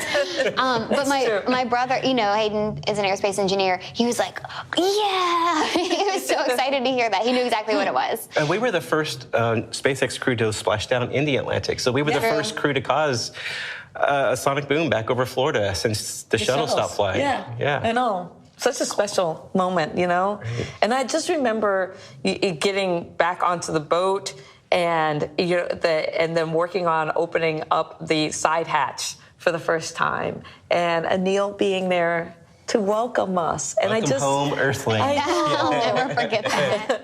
And I think about the fact that Anil got to greet us, and now he's a NASA astronaut, and the fact that Anna gets to go and have that experience. And during all of this, she was with our families. Yes. She was supporting them, and all of them were supporting our mission. So Sarah was in mission control. She was chatting with us for launch and in space, and she had trained us to that point. And then Kid was one of the first faces that we saw back on Earth. He had been there every step of the way. And with fried chicken. With the fried chicken. Yeah, I was ready for some Earth food when I got back. I thought that was funny because you were like, fried chicken. I just remember you and kind of like hanging out of our mouths as we were diving. Yeah, there's this photo, and I'm still like getting used to gravity again, which we had been there 3 days. I didn't think it'd be such a readjustment, but I'm laying on this stretcher. I've been eating fried chicken, and it's all over me, and I didn't even sit up. I was like, I don't care. I'm so happy. I remember Anil coming in and being like, to help us get out of our suit, out of our seats, and thinking, I've got this. I've got to be like, this is going to be my Phoenix Rising moment coming off of the spacecraft. What were you thinking when you first got up on the land and, it was onto the boat and the camera's there and you're standing? I know. I felt like I wanted to have a good show as well. But the problem I had was that the boat started rocking. Yeah. And now all of a sudden I'm unsteady. And so I look like this, this kind of elephant who's learning how to walk for the first time. I was really excited to be back and to go see everyone and share the story. And I felt great. I felt awesome. And I looked at you guys coming out too, and you were just strutting your way on to the next section. And then Jared, of course, followed behind me. Oh, yeah, Jared was last out. Jared always let us go first. Yep. Ladies first. Yep. Love hearing the inspiration for memories, really, of their own spaceflight mission. I'm sure that the second time around for Jared will feel a little bit different. He, had flown on the Inspiration 4 mission, as they were mentioning, and this is a cool view because we can start to see how close the recovery vessel is to the Dragon capsule. We still have the fast boat there working to install the straps that are required to lift the vehicle into that nest that you see there on your screen. So that arm will actually extend out over the water, and that is what will lift the Dragon capsule up and into that nest there at the end. That nest will then translate to the forward end of the boat, the recovery vessel, and that's where we'll let them hang out while we open up the side hatch. Oh, wow. That is just an incredible view. Some great lights, some clear water. Clear skies, we got the moon. Yeah, the moon in the background, and all brought to you by Starlink. I loved hearing that Haley's first thing coming out of the capsule was eating fried Dragon chicken. SpaceX, be advised, transitioning forward link. Comm will be unavailable for a little less than 5 minutes. Copy that, SpaceX. Yeah, getting some fried chicken fresh off the Dragon capsule. And also another cool full circle moment with Anil, that is Anna Menon's husband, was the flight surgeon that greeted the Inspiration 4 crew, which is really cool. And now Anna has completed her mission in space. Just so cool to see that full circle moment. Again, I can't believe this is all happening on the same day that the Inspiration 4 launched 3 years ago. That's pretty cool. Yeah, so we can start to see the recovery team getting closer to the Dragon capsule, one of the fast boats there in the background, as well as the capsule itself coming into view. This arch, rather, that you see in a perfectly vertical position, that will actually extend out to about 45 degrees or so.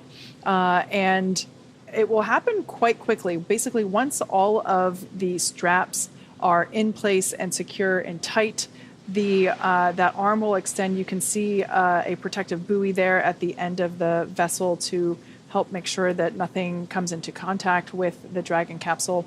But once those straps are attached and that arm, that hydraulic arch is extended out, the Dragon capsule will actually be lifted up and out of the water pretty efficiently and placed into that circular basket-looking thing, or what we call it a nest. And that is basically the landing point for the Dragon capsule. You can see it has a bit of a concave shape to help support the similarly concave shaped heat shield at the bottom of the Dragon capsule.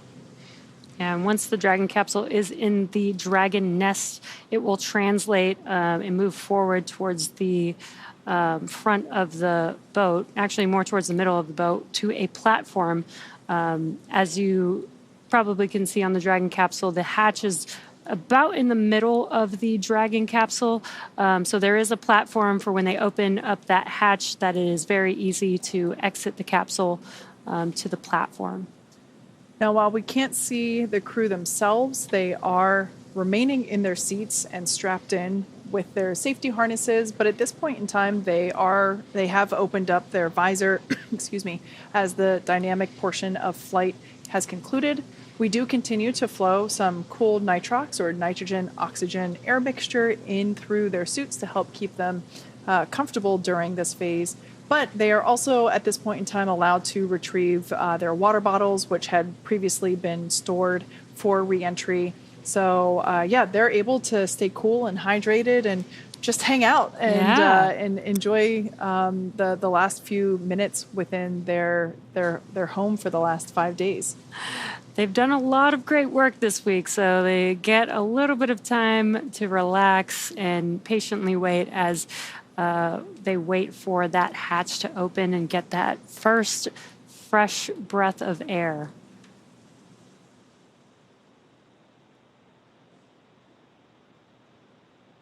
Again, just some great views here. This is the recovery vessel with the helipad on top of it. Again, a helicopter is going to land on that pad there, board the crew, and take them back to land very quickly, back to their families and friends that will hopefully be there to greet them back to Earth. I love this drone shot that we have. First time we've had a view like this for our recovery operations, and it's... Dragon, SpaceX, comm check. Dragon, as you loud and clear, how many? Loud and clear, forward link transition complete. Copy that, SpaceX. All right, we can see the recovery team continuing to pull the Dragon capsule a little bit closer. There's still one individual there in the bucket where the main parachutes are stored during flight. You can also see at the top of, basically at the top of what is the side hatch, there's another bucket, and that's where the drogue parachutes are located. Dragon, SpaceX, rigging complete, approximately 5 minutes until capsule lift. Copy that, 5 minutes till capsule lift. And again, the core communicating to the crew as they can't see outside of the capsule, so there's a lot of movements going on. There's a lot of sounds that they're going to be hearing. And there you can see the hydraulic lift mechanism lowering into position in preparation for lifting the Dragon capsule out of the water. We'll see the recovery team individual who's there placing those attachment straps onto the straps that he's already basically put around the circumference of the Dragon capsule. That individual will climb up a little bit higher on the capsule and then jump off into the dark water. And here's a cool view from above that helicopter pad. That is where the helicopter will land and take the 4 crew members back to land. So about 5 minutes, well, at this point, 4 minutes until the capsule is lifted out of the water.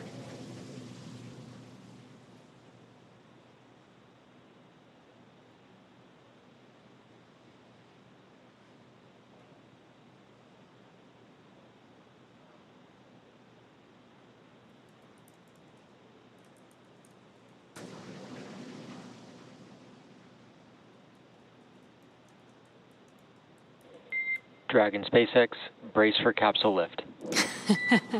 There they go. SpaceX, we're bracing. It's probably warm water, Kate. Yeah, you know what? Sea creatures love warm water too, in my head. They're not going to hurt you. We can see the Dragon capsule now coming out of the water. Our first view of that well-loved heat shield at the bottom of the Dragon resilience vehicle. Dragon now completely out of the water. and will be lowered onto that cradle there.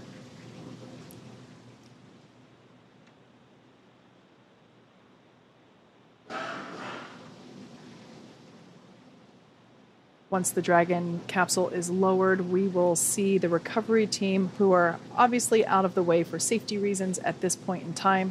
But once the capsule is translated and secured, we'll see them begin to hose it down with fresh water.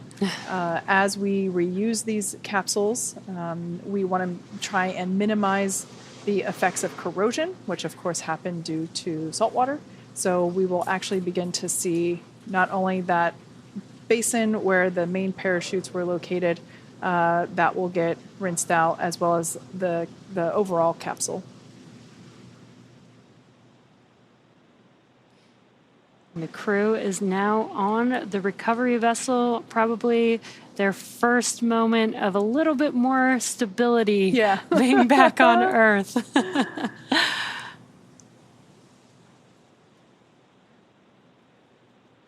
Again, what will happen next is once the Dragon capsule is fully seated in the nest, and we'll remove all the rigging from the capsule, that will then translate that capsule and move it forward to a platform. Dragon SpaceX, welcome aboard the recovery vessel. Recovery personnel are completing final checks. Stand by for translation to the egress platform. Copy that, SpaceX. Standing by.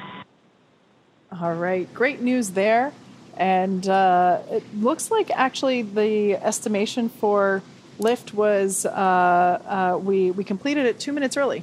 So like I said, it's a pretty efficient operation. The recovery team, not only have they performed this on numerous actual human space flight missions, but also in rehearsals and training procedures of their own. So it looks like the crew members that you see there have donned some PPE once again. These are respirators that help to ensure that if there are any lingering hypergolic fumes, that they will not be exposed to it. So they are actually installing plugs into basically the outlet of those Draco thrusters and performing additional hypergolic sniffs to ensure that there are no residual fumes.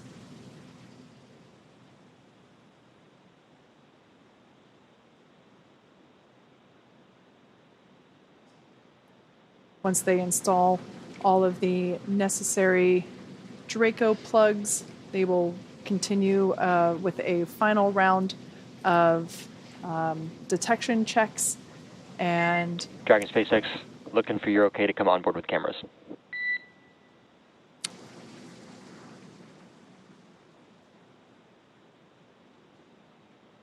SpaceX Dragon, you're welcome aboard with the cams.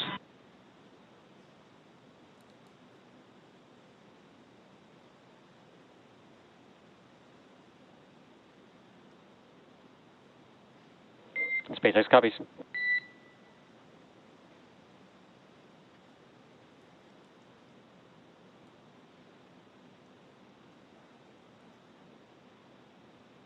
Recovery team continuing with the installation of those safety plugs to help prevent any fumes from the Draco thrusters. Our Draco engines utilize hypergolic propellants, and those are toxic to humans, of course, and so we want to ensure the safety of our recovery team as well as the Polaris Dawn crew. So we're going to close up those thrusters and perform some additional fume checks before allowing anyone to approach. Oh, our first view inside the capsule post splashdown. Got some happy faces, visors up, and then seatbelts on.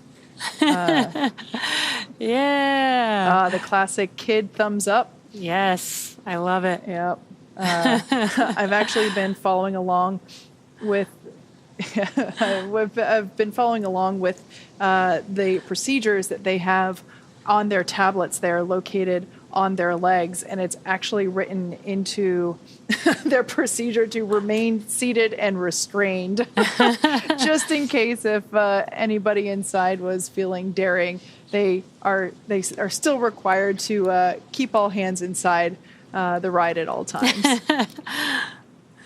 Yeah, that is actually very important. They have been out in space for 5 days. They don't have gravity, forcing their muscles to be working the way that we utilize them here on Earth. So it is important that when they do take their first steps, that we have some of the crew and the medical team there to support them in case they need any help.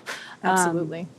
Again, it's only been 5 days. The Inspiration 4 crew did 3 days, and they were able to pretty easily walk out of the capsule, but we'll see how this crew does back on gravity. Yeah.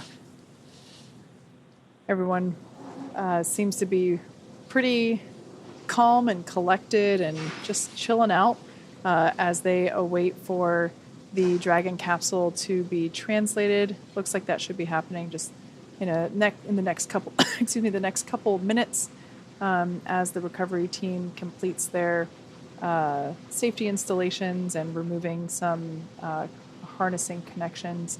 That nest that the Dragon capsule is in will move toward the forward end of the vessel, where there is basically in the central part of the vessel there is a deck where SpaceX crew members are standing by, and as Jesse said, will be able to assist the astronauts if necessary to get out of the capsule or egress, as we say.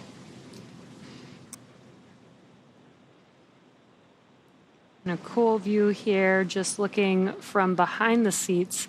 On your left-hand side is Commander Jared Isaacman, and your right-hand side is our pilot, Kid Poteet. You can kind of get a feel for the difference in seat position in terms of the position that it's in now and the position that the seats were in while the crew was still in space.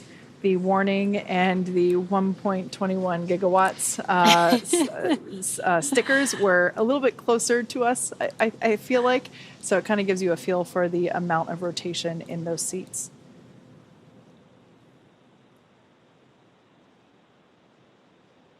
Pretty cool to be able to see the same displays that the crew utilizes while they were in flight.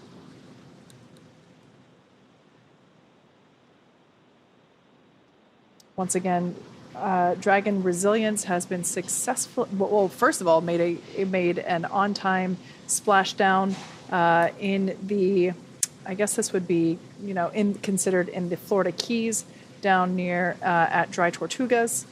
And they had a pretty quick recovery out of the water. They are now on the recovery vessel and standing by for the final preparations performed by the recovery team prior to basically opening that side hatch. Once again, this will be the first time that the Polaris Dawn crew will have fresh air. It'll be fresh, salty, fishy air, but fresh air nonetheless. And there we can see the Dragon capsule now being moved toward the central part of the ship. You can see there. There are some SpaceX crew members also wearing respirators, once again, as we will perform the final hypergolic safety sniffing tests. As I mentioned earlier, beginning to spray the Dragon capsule down with fresh water to try and rinse that salt water off of the metallic components.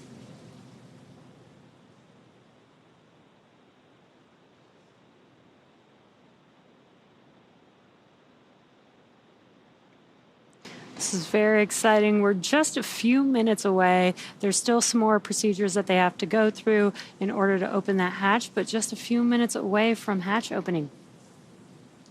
And again, the first person that will meet them will be the flight surgeon who will enter the capsule and make sure that the crew is feeling good and ready to exit their seats.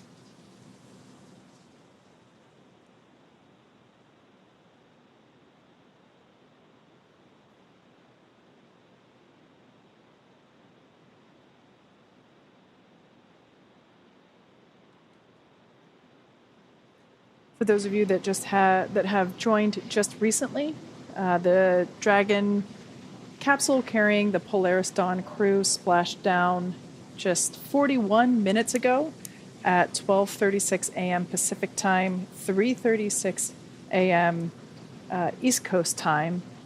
And here we are 40 minutes later. Pretty quick operations by the recovery teams in terms of getting over to where the capsule landed, getting the parachutes out of the water and adhering the required straps, and ultimately lifting the Dragon capsule up onto the recovery vessel as we just saw a few minutes ago. Right now, the recovery team outside of the Dragon capsule, like I said before, spraying down the capsule with some fresh water. Dragon SpaceX, stand by for side hatch opening and egress. All right, good news there. Copy that, SpaceX. We're standing by. Looks like those safety checks were quick and successful as everyone has doffed their respirators. And there you can see officially the hatch is open. I just heard cheering from a distant part of the building. I have a feeling that came from the Dragon teams at their computers. That was pretty cool.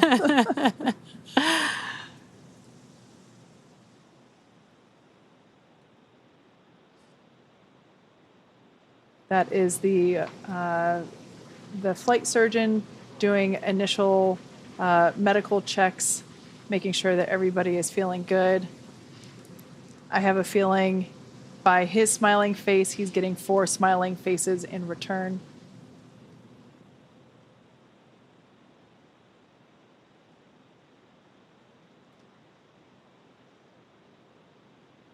The Polaris Dawn crew has now officially taken their first breath of Earth air in the last 5 days. We can see the recovery team in the background basically putting up some protective fixtures around the side hatch in order to ensure that as the crew egresses and gets assisted as they come out of the capsule, that they don't hurt the side hatch seals or themselves. Obviously want to protect the individuals as well.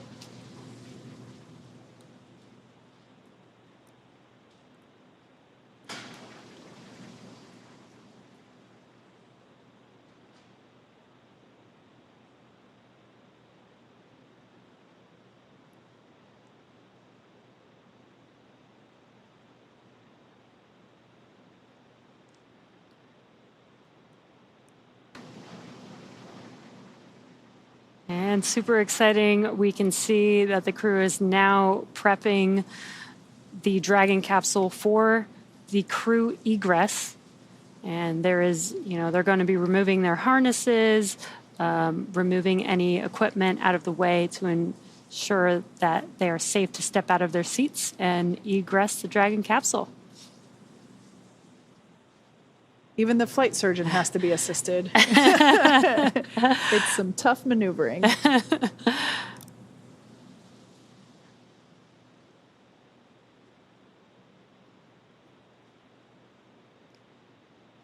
So we'll start to see the footrests. The recovery team will come in, and there is our Polaris Dawn crew. Our first live view with the side hatch open, fist pumps, thumbs up. I'm sure if we had audio, there would be some cheers as well.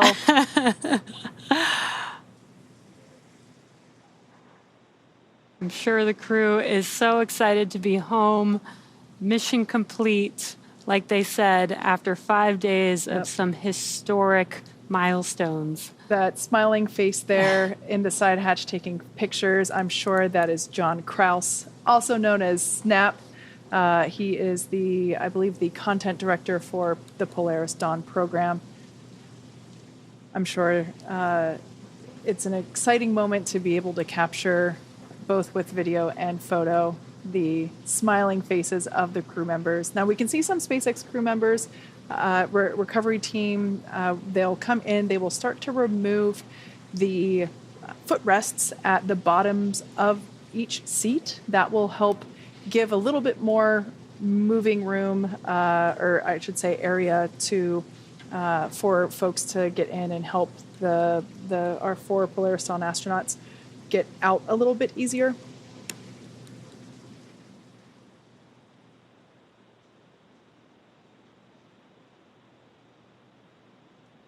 And there's a footrest being removed there, as Kate mentioned.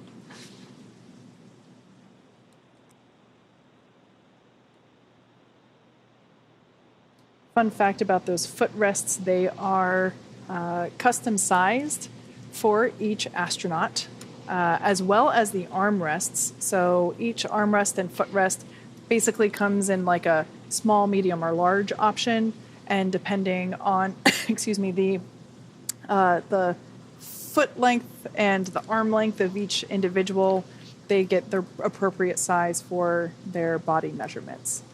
Yeah, I mean, that goes with the seats themselves, the suits themselves are all customized to each individual astronaut and crew member. Basically, they get a customized version just for themselves for these missions. Now we can see that, the crew members are now able to undo their safety harnesses, their 5-point safety straps, and I guess that would be the last step before being able to get out. Now it seems as though the first person to come out will be Anna Menon, who is on the far right side as we are looking at it. She is in seat 4. Yeah. So Anna is now making her way with this assisted egress.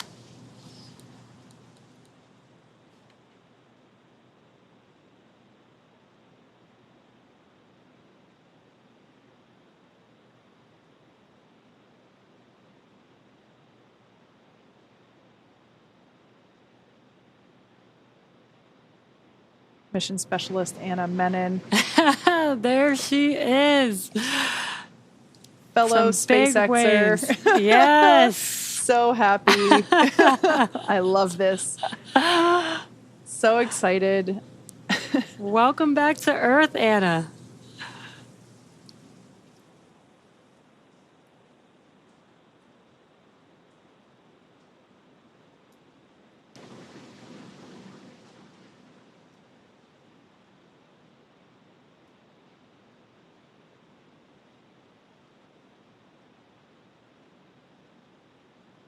We heard Haley Arsenault, who was one of the mission specialists, and she for the Inspiration 4 mission. We heard her say that Jared always let the ladies go first, and so I have a feeling that Sarah might be the next one to egress here. Yep, we can see her now getting out of her seat. She and Anna had the 2 window seats.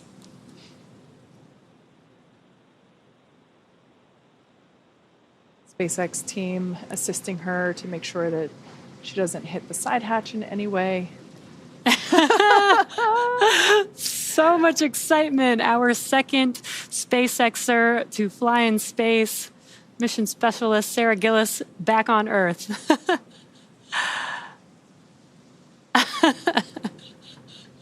So cool to see her.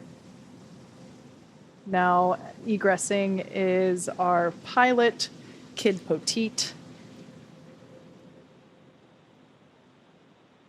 I would bet good money that we're going to see some thumbs up once Kid exits.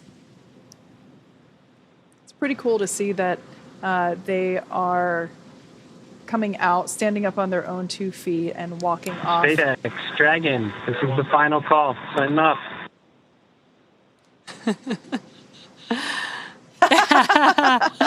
Some dance moves. That's pretty great. I think that move should be added to the required choreography for human spaceflight missions. You know, we have the astronaut lean back when they approach their rocket on launch day. The kid shuffle, I think, should be the next one for post egress.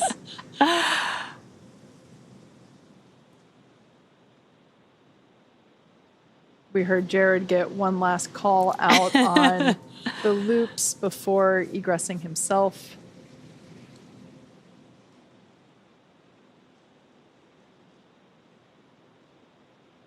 And the final Polaris Dawn crew member egressing Dragon Resilience, Commander Jared Isaacman.